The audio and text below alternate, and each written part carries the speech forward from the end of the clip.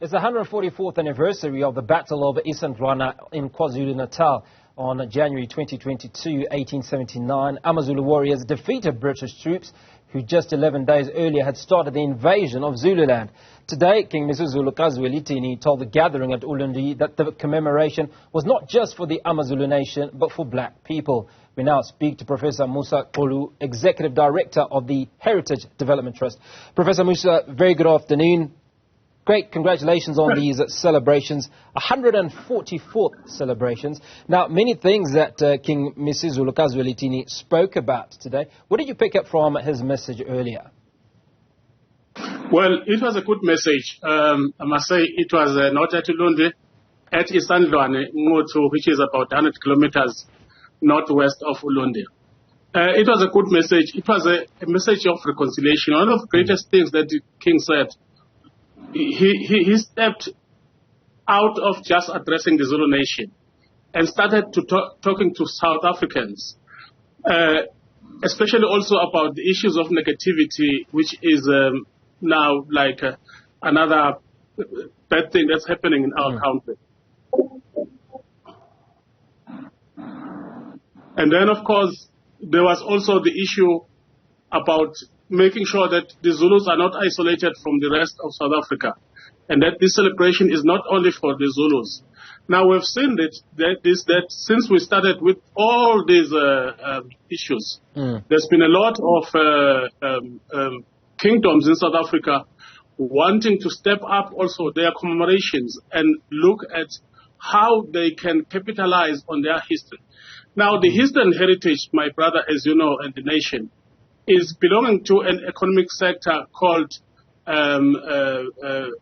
cultural and creative industries. And therefore, as more and more commemorations happen throughout South Africa, the more we can begin to look at this sector as an economic player in the country. Because, as you know, commemorations, music, dance, theater, natural heritage, living heritage, and all of those, even at Davos today, that was the center of the discussions. How do we make this sector to be economically active around the globe? Well, Professor, so when the king Professor Musa, if you allow me to interject and pose a question that I suppose speaks to the stuff that you're saying, who takes ownership of commercializing 144 years of this amazing and remarkable history? That's a very important question. Actually, one of the most important questions I've had to answer in many years. It is public. It is in the public domain, and therefore, currently, there is no ownership. But if we were to go in the route of intellectual property, I am saying that the Zulu kingdom would be very rich if we could begin now, through His Majesty, our King, to look at how intellectual property becomes part of the celebrations and commemorations and the history and everything. At the moment, is looked at more like public domain. I think that the Zulu brand, as you know, is global now. In 1964, a film was made, Zulu. In 1979, another film was made, Zulu Dawn. All of whatever accrues the financial gains of that goes to America and around the world and does not stay here. I think it's high time now, and I had a meeting with the King, His Majesty the King, some 2 months ago about this, that we look at the cultural economics as being fundamental to the rebuilding of the Zulu kingdom and other kingdoms in South Africa. And what reaction did you get from His Majesty when you talked about these issues, Professor?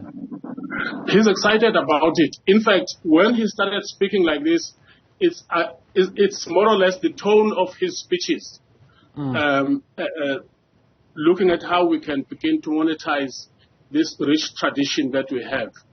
And I can tell you already in countries like Turkey, the women are using the knowledge, the indigenous knowledge that have been there for thousands of years to make the carpets, which everyone is looking for around the world. And we have these things, this indigenous knowledge in crafts.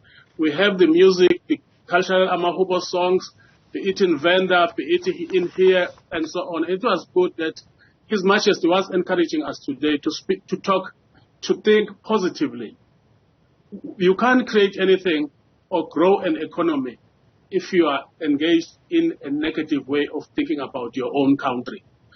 So what happens, what should be happening now, and as much as I'm excited about this, you'll remember that on the 29th of November, we held the first ever conference, which was called the Zulu Kingdom Investment Conference. Yes. Now, what we're talking about is how do we take that forward so that we can be able to monetize all this knowledge that we saw at Isandlwana, that we'll be seeing in other cultural events throughout the kingdom in the months that are going to come.